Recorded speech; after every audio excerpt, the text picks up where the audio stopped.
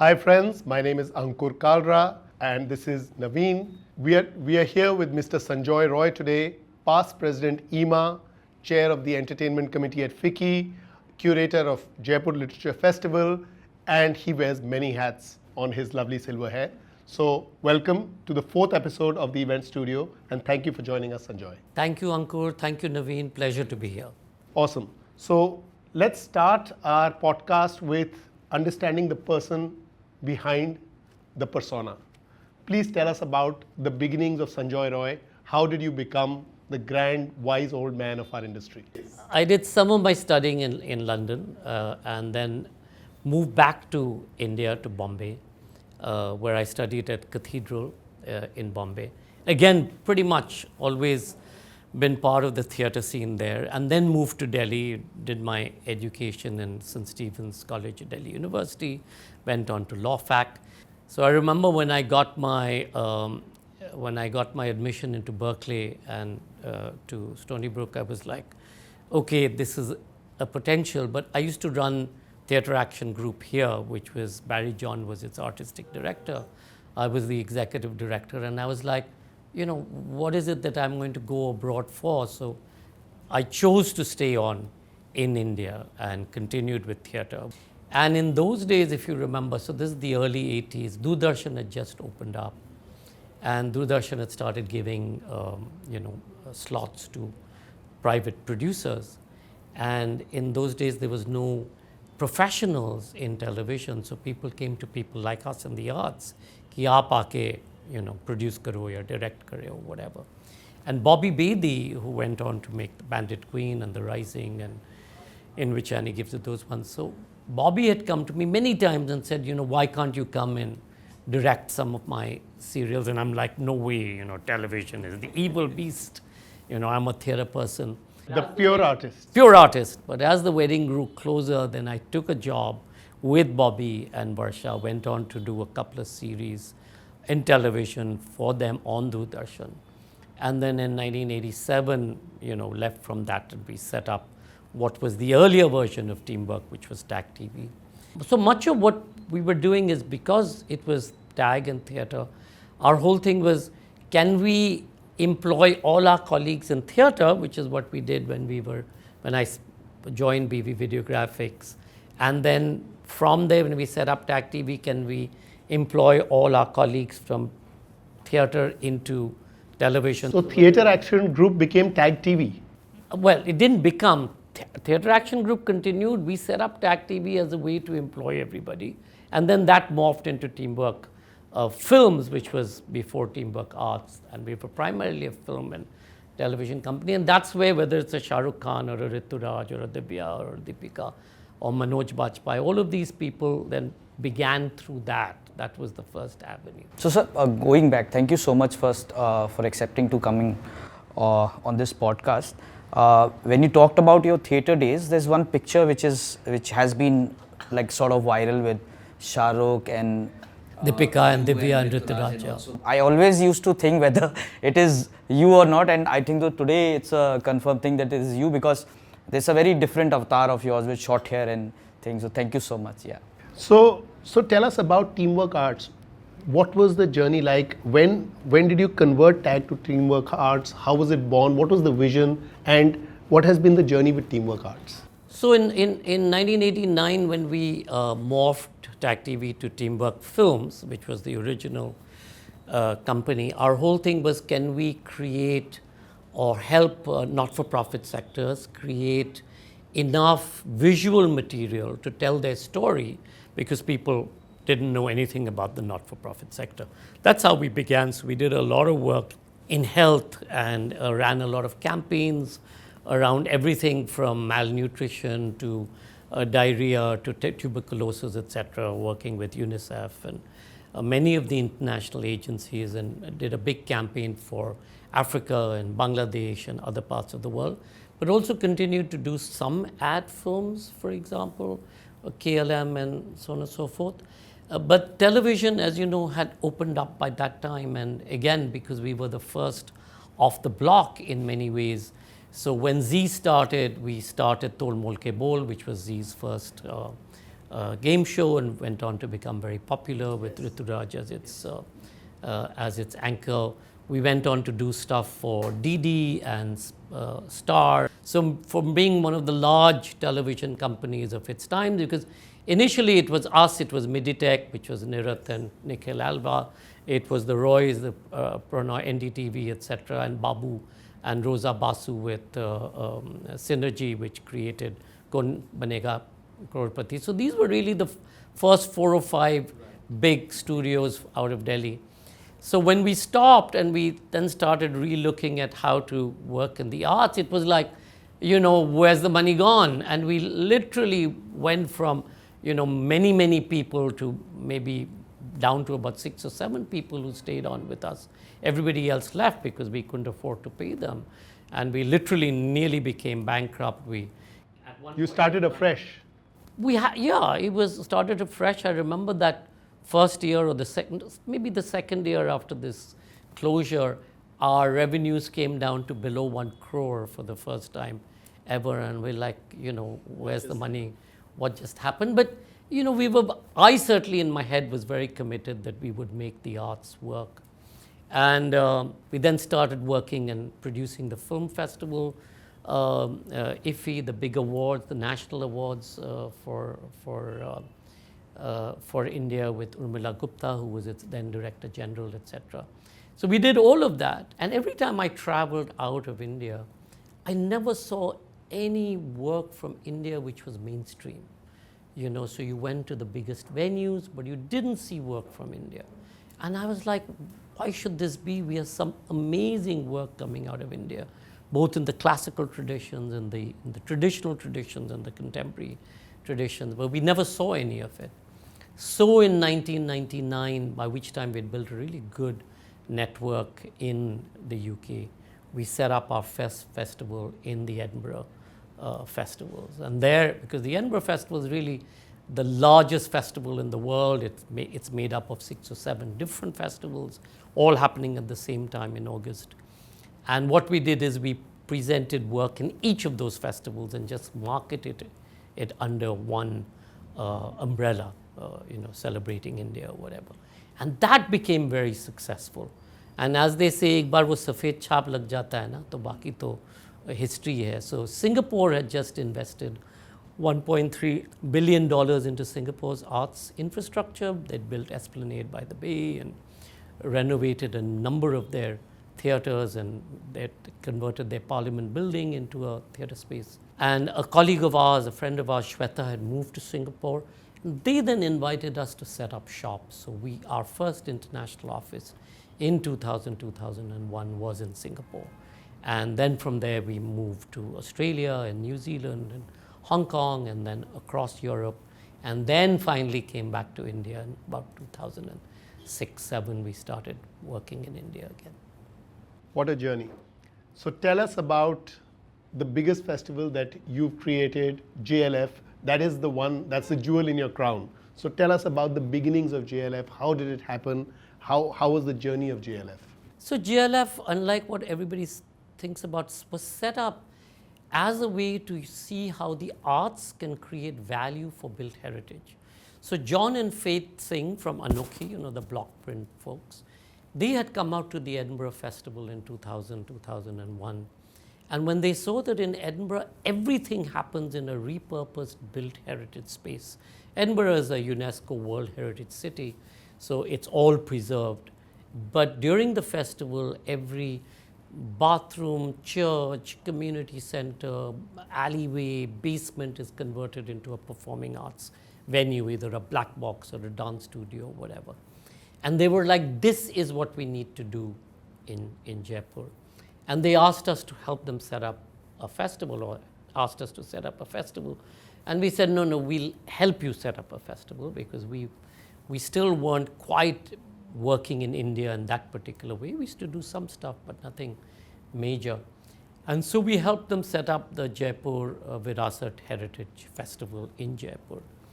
And we used to produce some stuff within that festival and help them.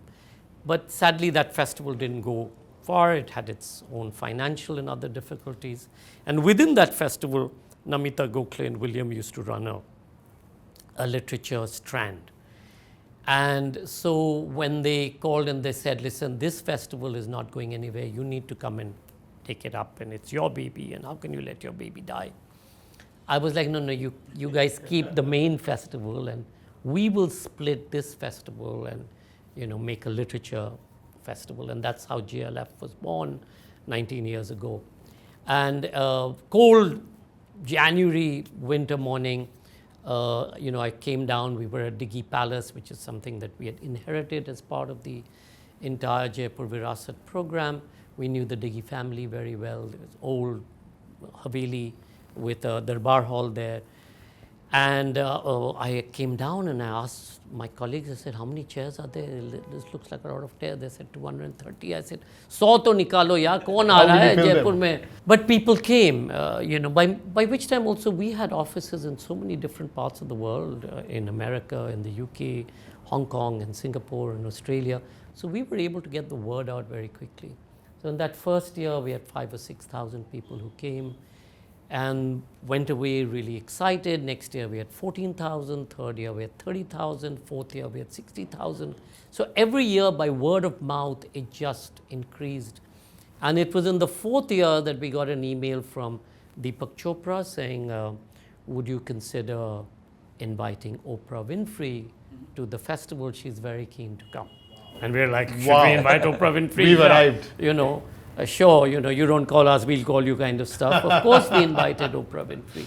And with Oprah Winfrey, half of America arrived at that point of time. And the global gaze. And the global gaze came to us. And also, the next 3 years, there was a controversy in Jaipur year on year. And the world press came to cover the controversy, whether it was Salman Rushdie not being allowed to come into Jaipur to the festival, or the next year, an author said something, and the third year something else was misinterpreted.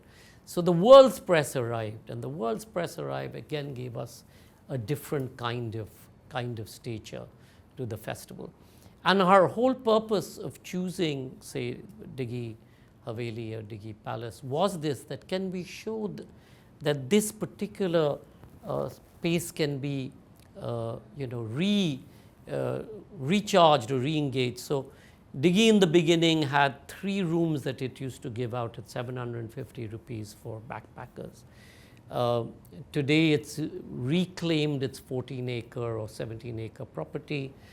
It sells its rooms at about 10,000 bucks a night. They have 130 rooms that they've built. And that then became, in many ways, the example of why many other Havelis and palaces started converting their spaces because of the success, meanwhile, of both Neem Rana, which predates that, and then, of course, the success of how Diggi Palace was able to create for itself this whole new story, and marrying the arts and etc. And today, of course, many of these heritage places do weddings, but they also do festivals, whether it's the Jodhpur Rift that's just happened, or Alcesar does a fabulous EDM festival. There's a number of Sufi festivals that happen in these forts and palaces. And that for us has really been the success of the Jaipur Literature Festival, that 300 other festivals has taken inspiration from what we have done, or the success of the Jaipur Literature Festival. So everything from the Bay Area Berkeley Festival to the South Asian Literature Festival in San Francisco, or Ubud, or Sri Lanka, they were all very, very inspired by the success of this, where you made literature and music and all of this sexy.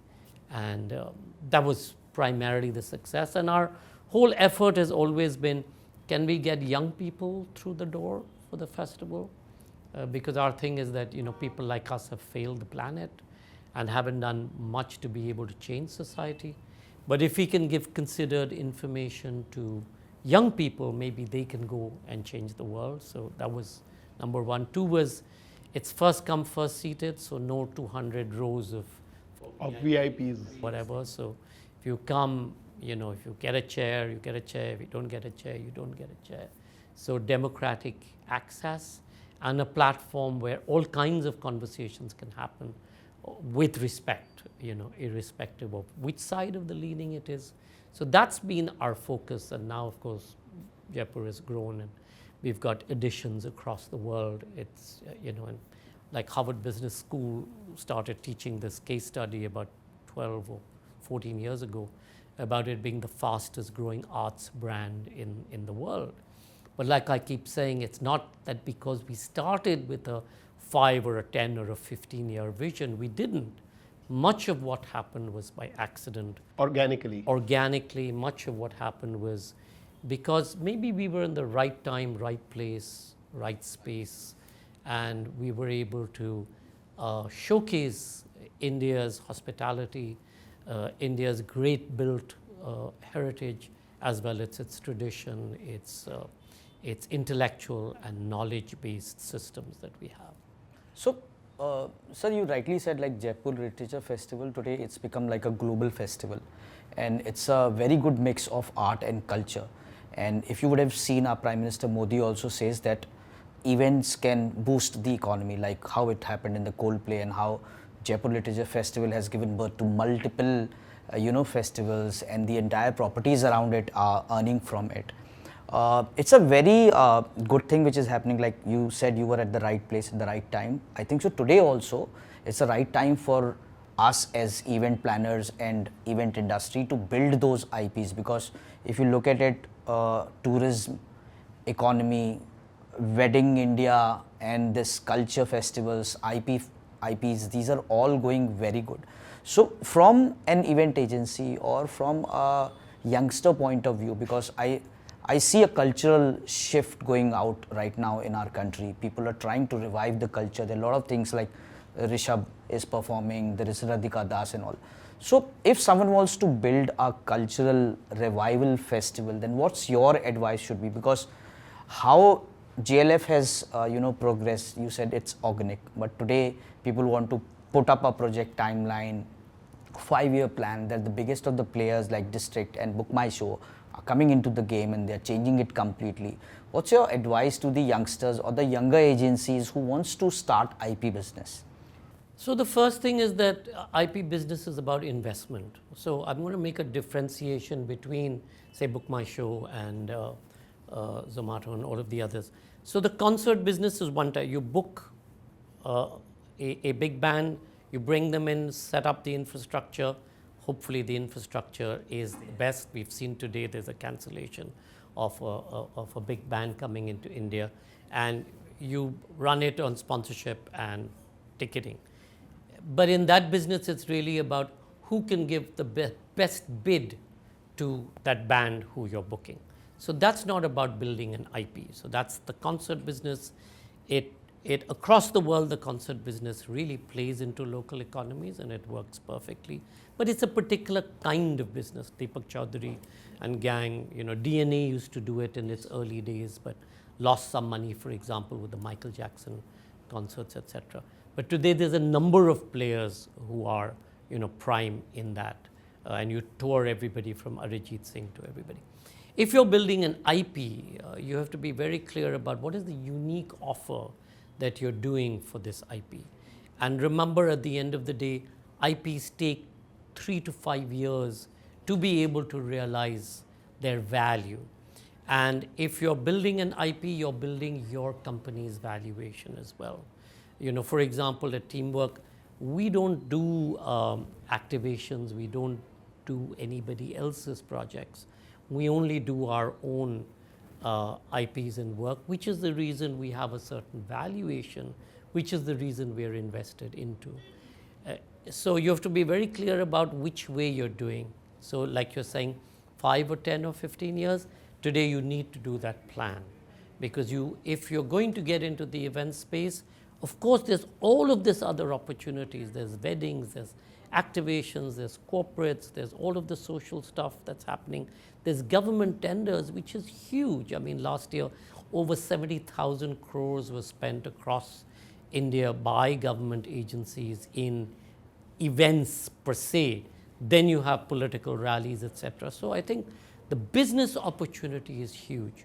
But if you're looking at long-term IP investment, and first start with content.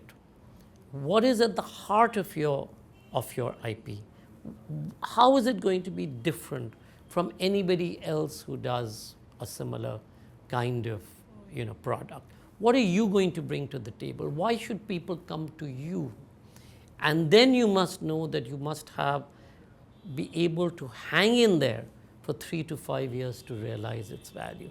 I mean, sadly today, we have this conversation going on with a big investment group, and we're looking at jointly investing into music properties that exist in India, and we've done due diligence across so many different IPs and festivals. We shortlisted about 33, but finally came down to only 3 of those people having their act together, i.e. diligence, compliance, taxation, their books of accounts, etc. So it's not just ki IP shuru kar do. It's about how do you build value in it. And I'll give you an example, maybe about in 2003 or 2004, we did something very big for government and a whole host of people, and then decided that that's not for us to do because we weren't able to realize that. Some of the money got stuck and so on and so forth. And it was at that point of time, Mohit and me and my partner, we sort of said, whatever we do, let's ensure that it's totally compliant. So no cash dealings. So today, even at the Jaipur Literature Festival, if you come, there's no cash dealing. Everything is cashless. Of course, today we use technology, but in those days, we had to really argue and explain to our clients or our sponsors that we do not deal in cash. The default setting, sadly, in our world of events has always been cash, be it in the wedding industry or in the events industry. But I think that's moving. And once that starts moving, like the film industry, when the film industry was being funded by all kinds of people, and you created so much of issues because of the funding that was coming about from people in Dubai who weren't kosher. And today, look at the film industry. Everything is kosher by and large. Everything is tracked.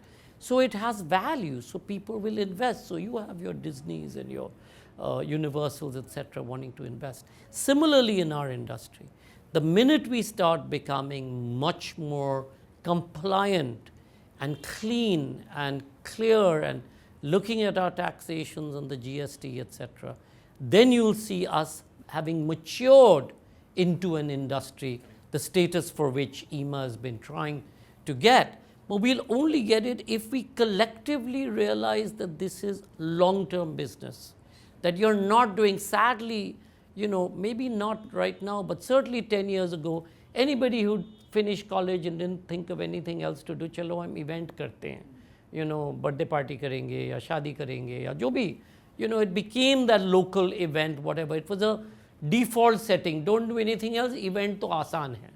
But we all know that it's not aasan, dealing with sponsors, delivering the value consistently and building trust.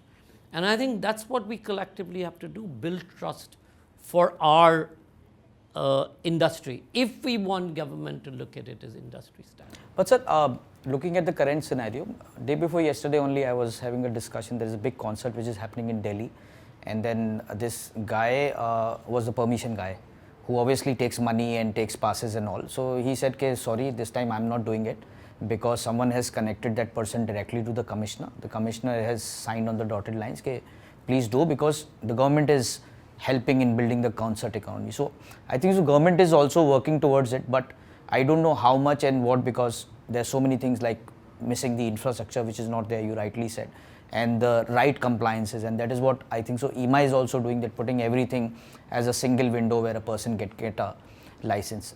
Going back to your, because we've seen a lot of IPs, they lose sheen, like you rightly said, after 3, 4 years, 5 years.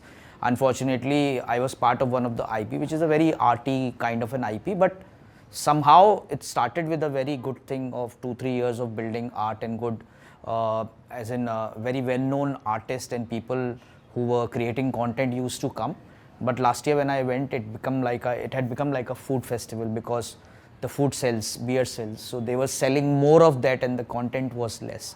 So and you have gone through Jaipur Literature Festival. So how does one keep the objective intact, that this is what I need to do to build an IP, and making the money or the economic model is separate from it, and obviously it will come, but it's not part of it. It has to be together.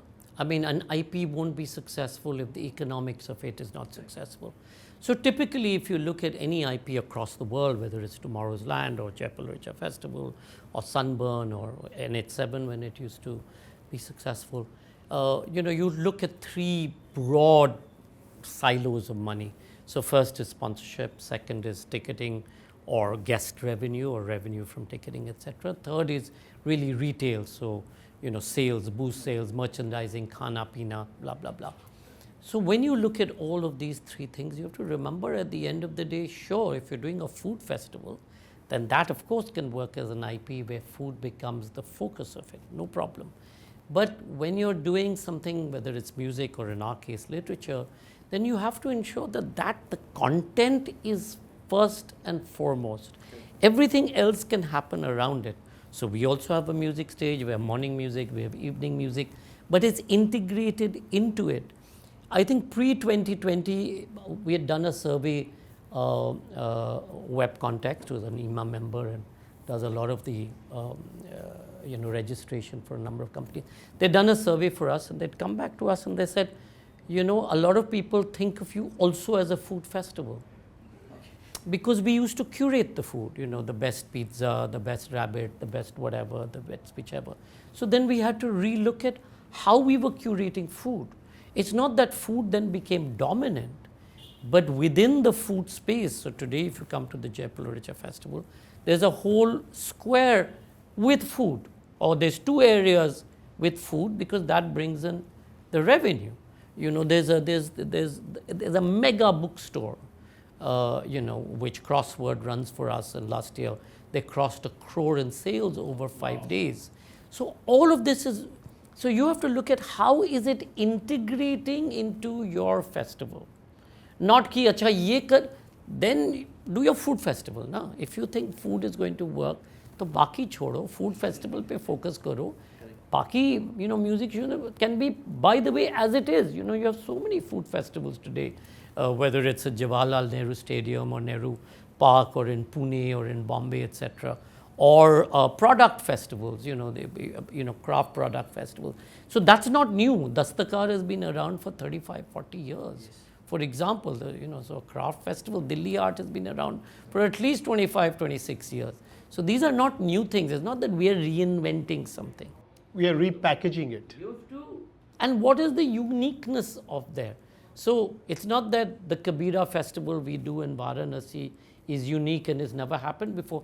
There are hundreds of Kabir's festivals across the country, but we then chose to do it in Varanasi on the banks of the river, on the ghats, because our whole purpose is, can we revive built heritage? So we cleaned up the ghats, made sure they were restored, used 2 or 3 ghats in the city, and made it this unique offering for which people come to across the world. Or sacred Amritsar, which is again, yes, the food of Amritsar is also part of it, but it's about the sacred aspect of the city of Amritsar. And can we use that to clean up the city, for example, the old city? So in everything, there's always, a twist. Or we're now looking at Madurai, the sacred Madurai as a festival, or our Awaken Florida, which is again part of our sacred series. So each of them has to have a unique element, which gives it that kind of interest for people to come to it. So you have to find that, and that content can continue to evolve, but you have to be very clear about keeping the content as the key attraction, and then if it's not working, sure, make it a food festival. Usme koi harzi nahi hai. But be very clear what you're doing. So sir, coming back to the uniqueness, like for example, Jaipur Literature Festival I recently saw happened in US also. So when you take it abroad to different locations, then what do you keep and what do you do not take it, because that uniqueness need to be there as well. And then obviously like you're doing a lot of social responsibility kind of stuff. So what you take and what you leave when you go abroad? So JLF, we take everything that's JLF, which is the color, which is our design, which is our hospitality, which is bringing together writers from Asia or India, international writers and local writers. So every festival of each of our international festivals, be it JLF Valladolid in Spain or Madrid, JLF in London, JLF in Boulder, Colorado or Seattle, each of them is a unique festival. It's not that it's cut and paste कि ये कर रहे तो वही चीज़ हम ले जा रहे हर जगह नहीं. Each is organically grown from what is the need in that place. You know, so our Boulder festival is very different from our Madrid festival. Our Madrid festival is very different from our Valladolid festival. Our Valladolid festival is in what is their equivalent of Central Park in the Campo Grande, but it's in Spanish and English, for example. But because Spain is known for food, it also has lots of food. Spain is known for great pottery and stuff, so you'll be able to buy products there. But the heart of it doesn't change, which is the conversation, but the kinds of conversations will change. So in America, it can be about gun laws and democracy, and obviously Trump and geopolitics and everything else. In Spain, it would be different. In British Library, it would be different.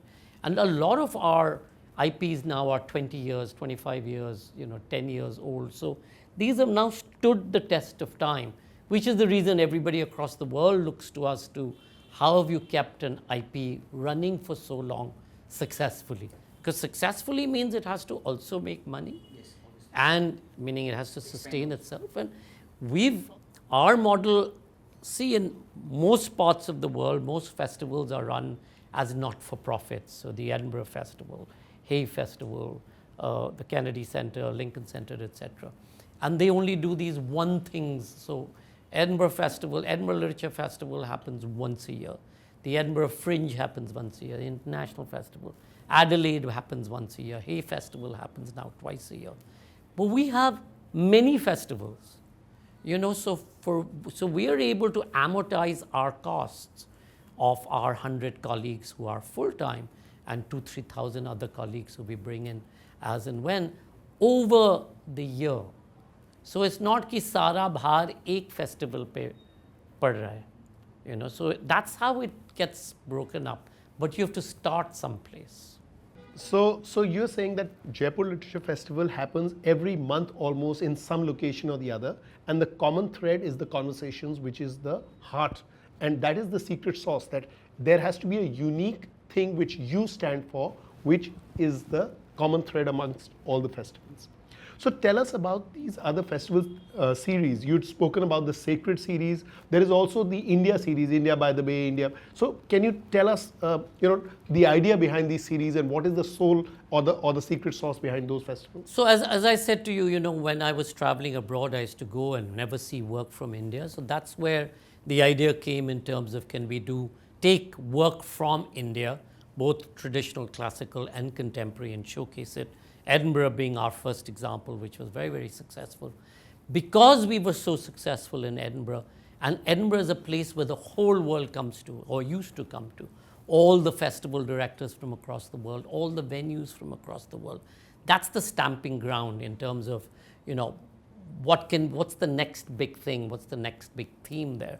And because we were there in such a big way, we then used to start getting invited to Australia, New Zealand, etc. And that allowed us to be able to set up our own festival. So it started in Singapore in 2000, 2001. With CII, we set up a new festival, and then with Esplanade Theatres by the Bay, we ran Kala Utsavam with them for about 15 or 16 years. And then we set up in Australia, in New Zealand, in Hong Kong, India by the Bay. So this is our India series. So we've got India by the Bay in Hong Kong, India by the Creek in Dubai. We've also got Noor Festival of Lights in Dubai, which starts now.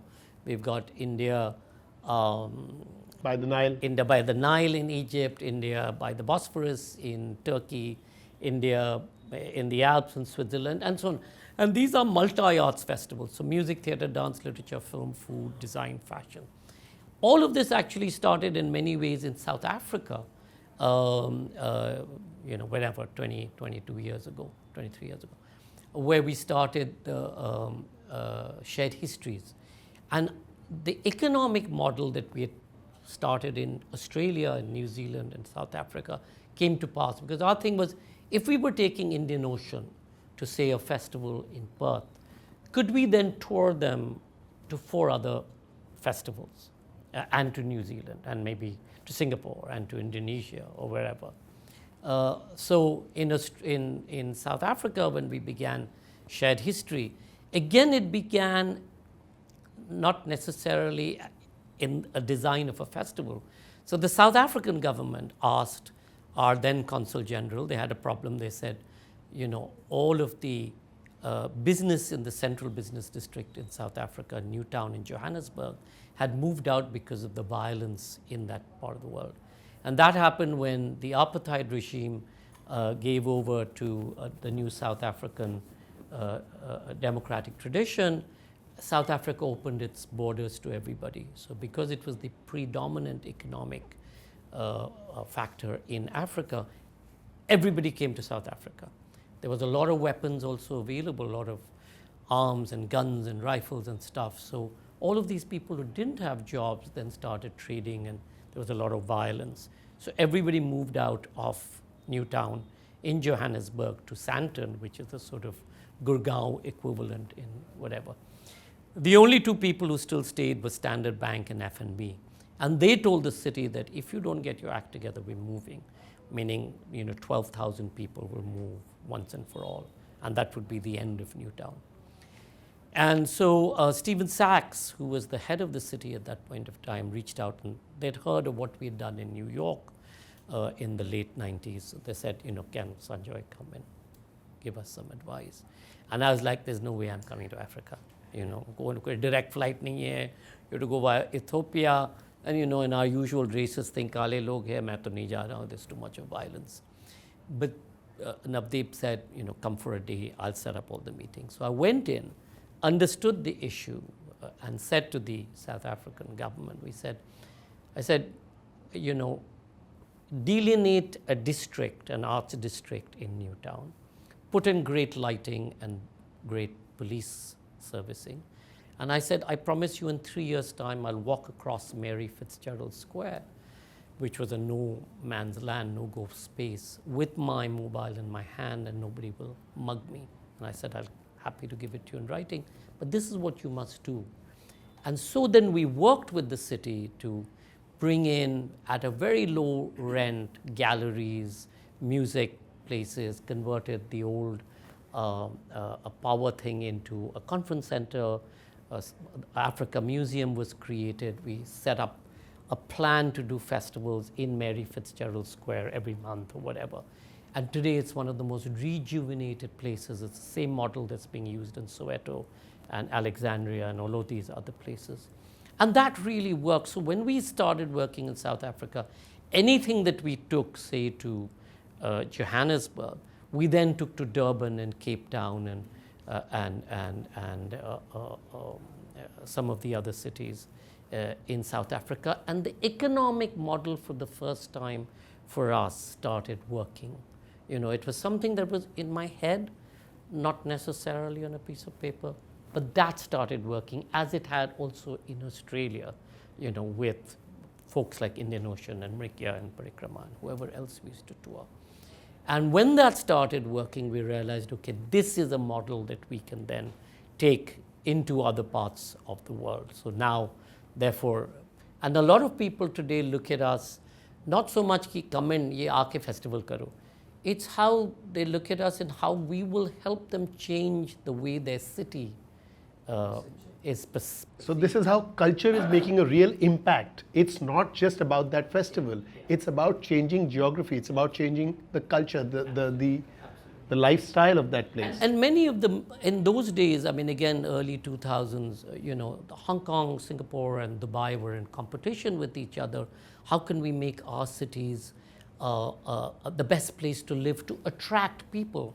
So when we started in Singapore, I remember, the Singapore government was very kind, and said that, for 5 years we'll fund you, everything that you guys do. And we set up a film festival, the Asian Festival of First Films. And while we were very happy with the funding that we were going to be receiving, we said to the Singapore government that, their brief to us was, can you help us create our own people to become creative, create a creative economy. So we said to them that, listen, we are happy to help you, but you cannot then censor anything that we do. So they said, no, Singapore, everything has to be censored, because you can't do, you can't talk about drugs, LGBTQI, bestiality, blah, blah. So I said, you can't tell a young person or a not so young person that think this but don't think that. If you're going to build a creative economy and if you want to build an innovation economy, people forget that unless you're able to build a creative economy, you cannot build an innovation economy or an innovation ecosystem. To Singapore's credit, they came back to us and said, we will not censor anything that you do. First time in Singapore's history, so they got it. So for 5 years, everything that we do, they give us a rating, R and X and whatever, and, A maturity rating. Maturity rating, but it wasn't censored. And look at Singapore's economy today, it's thriving. So people forget that and we ourselves forget, because we are so intent on doing dhanda and making the quick buck. The quick buck.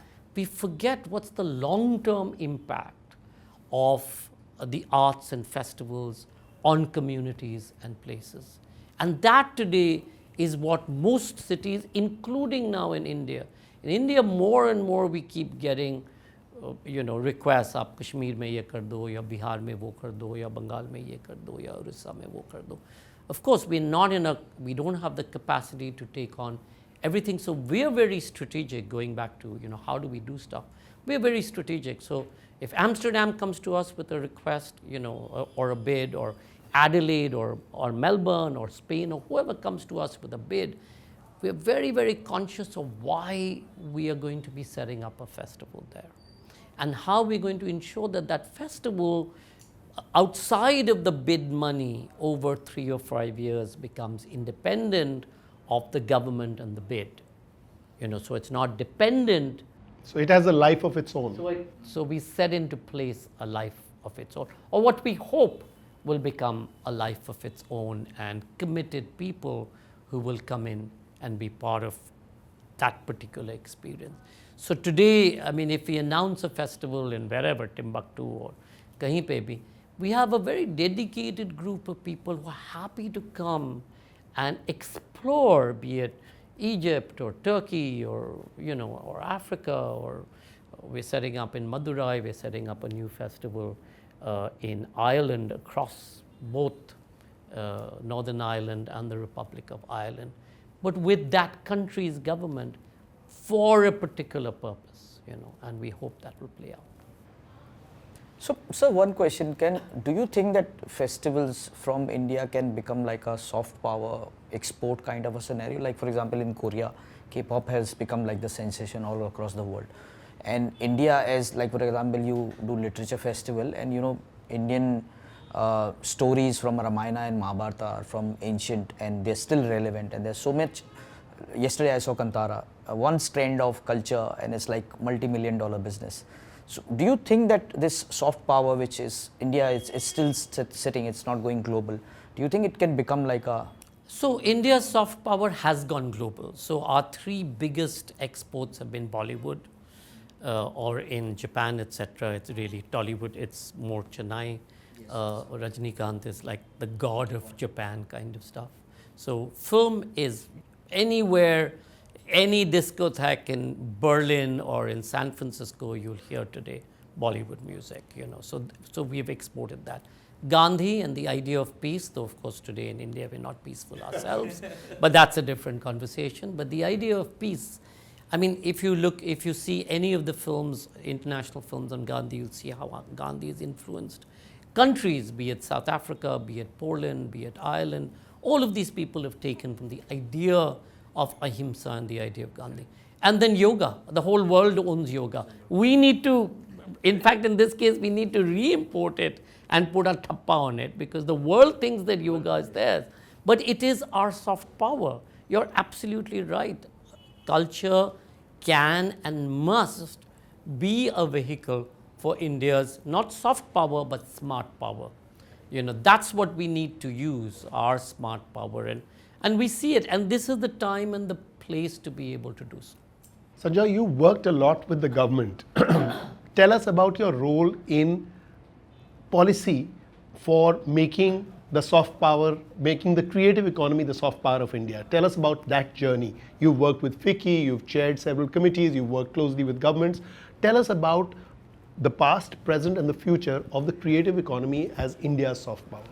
So much of my learning about governments actually came from my work where I was advising governments internationally. So I used to sit on the Arts Council of England's advisory board, in the late 90s, early 2000s. I used to sit on long hair. I used to sit on a lot of academic boards as well, giving bhashan. And then I realized that if any of us are to make any kind of impact, short term or long term, in, say, the creative sector or economy, it has to be through government. Government has to set up policy. And we've been able to work on policy in the United States, in the UK, more recently in Hong Kong, Singapore. Again, Singapore, like I said to you, just help governments rethink about what the role of the arts are. Sadly, in India, we continue to say, hamari prachin culture and, our age-old culture, but do nothing about being able to take that forward. So the effort always has been that whatever learning one has, can one put it to use in terms of really lobby government, state governments or central governments in India and across the world to relook at what is the creative economy. So finally, I think after 9 years, one was able to have a statement by the Prime Minister at the UNESCO conference where he talked about the creative economy, and he followed it up with the concert economy in more recent times after Coldplay's very huge success. And I think one mustn't knock what happened in Ahmedabad. They did three things that were right. Of course, the stadium was fantastic, infrastructure was great, etc. But they also did a survey and they recorded it. So you knew that 67 crores of GST was contributed in those 3 days to Ahmedabad's economy, for example. Similarly, say at the Jaipur Literature Festival, we did a survey about 10 or 12 years, and it was a dipstick survey, not a survey, where we realized that there was about 115 crores of additional spend into Jaipur's economy, which was primarily hotels, restaurants, and I think 4 retail. It was block printing, it was furniture, it was the jewelry, and some, I forget what, the blue pottery. And we just tracked that in terms of what's the additional revenue and spend, because we were clear that if so much of money was coming into us ourselves, what is the impact on the city benefiting? So I think I keep saying at the EEMA level, I said, some of the things we must do is do these white papers. And with British Council and FICCI, and with EEMA's help, we've done so many reports now, which shows, say, the Durga Puja economy. When the last report was published, which was, I think, pre-COVID, it was 33,000 crores of contribution into Bengal's economy, the second largest GDP contribution into that economy. And you're just talking about Bengal here. You're not talking about Durga Puja across. So look at Ganesh. A recent report said 75,000, the current contribution to the Kolkata, to the Bengal economy. Look at the kind of stuff that comes in. And you're looking at everybody benefiting, artists, local people, vendors, textile, food, chanawala, puchka. So it's not ki only 2 big business houses will benefit from this. This is contribution that's benefited all the way from the top to the bottom. So these are huge changes, and cities get it today. People have started traveling. Like, for example, what Book My Show came out with the report, it impacted, and Assam did a memorandum with Book My Show, inviting them to come and do concerts in Assam itself. So it's a ripple effect which happens. Sanjoy, tell us about your work at the Salam Balak Trust. That's been something that you have been really passionate and been doing all these years. Tell us a little bit about that as well, please. So roughly at the same time that Teamwork was set up, Salam Balak Trust was set up, same year in fact.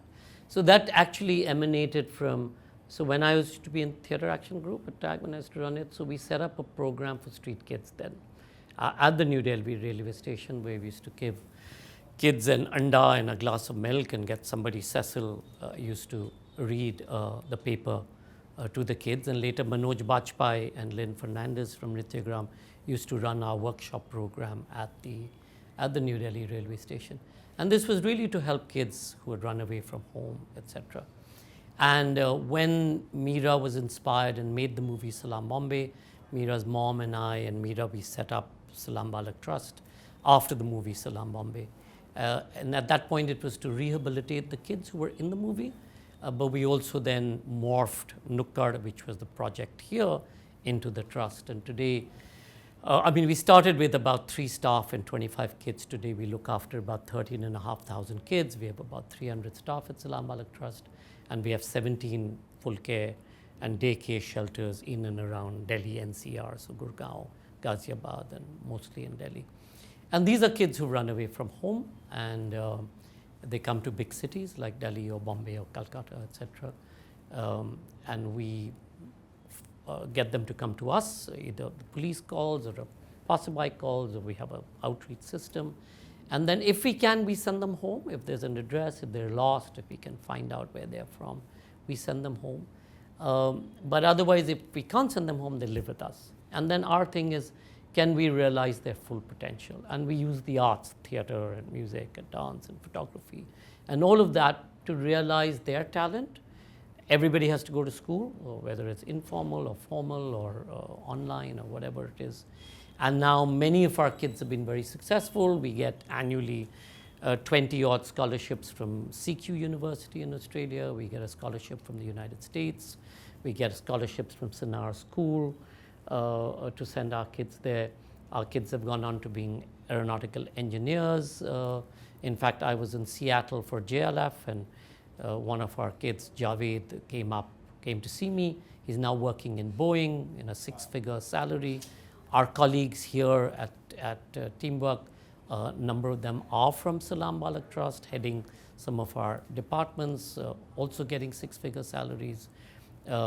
But also they're very accomplished artists. We've had 2 actors who've gone on to star in Academy Award nominated films. Sajda recently in the short film, she was nominated, and Chota Salim in Ashwin Kumar's Little Terrorist.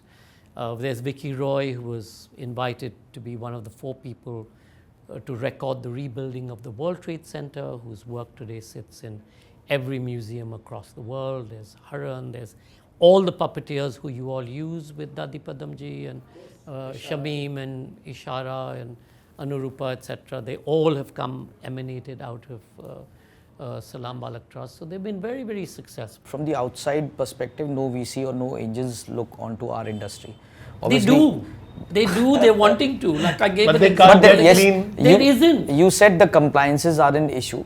So sometimes when I think maybe the agencies have got a lot of money, so they don't need money, or maybe the outside, and there have been certain examples also where the exits have not been very, very conducive for the investors.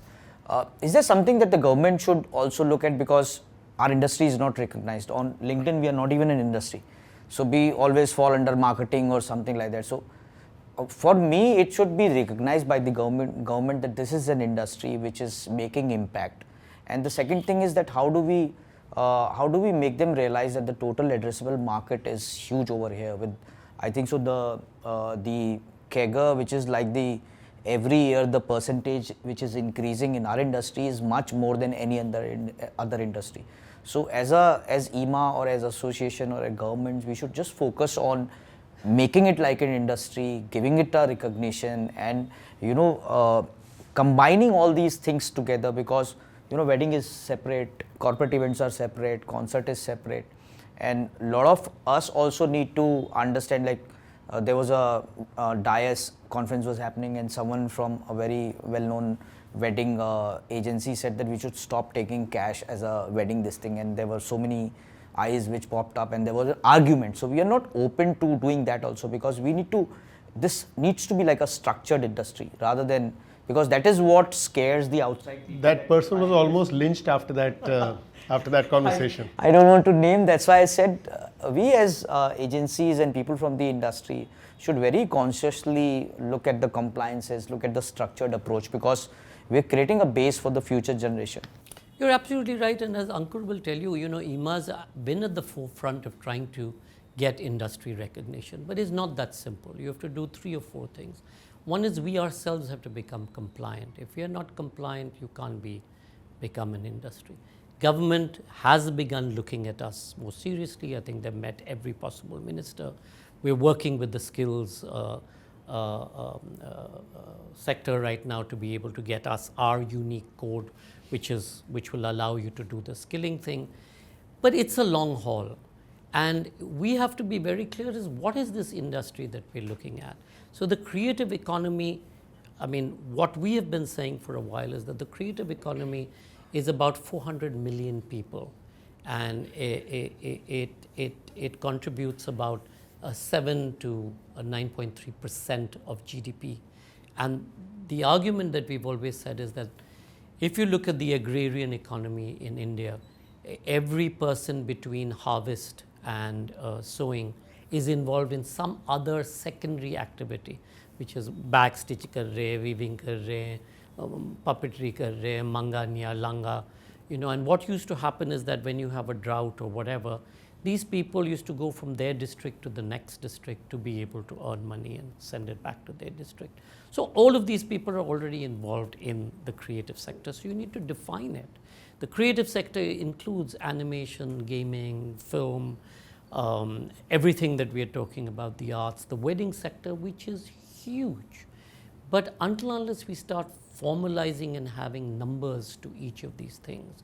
Remember, unlike in the UK where DCMS is the overarching ministry that looks after the creative sector, which contributes more than the oil and gas and banking sector put together in the UK. Here, we are controlled by 21 different ministries. So HRD controls publishing, MEA has ICCR, everything in between. You have tourism, agriculture, INB. We come under INB right now for whatever reason. You have culture, you have sport, you have all of this. You have handloom, you have small scale industries. All of these ministries sit in a sense on top of us without talking to each other. So one of the things that we've been advocating is have a coordinating committee of government, secretaries of government and ministers of government who come together to look at this.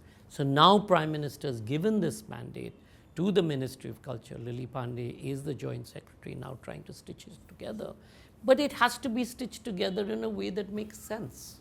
Then you will go out and be able to create stuff. But again, I'm saying that's one part of it. IT sector wasn't waiting for government to set up a ministry to be successful.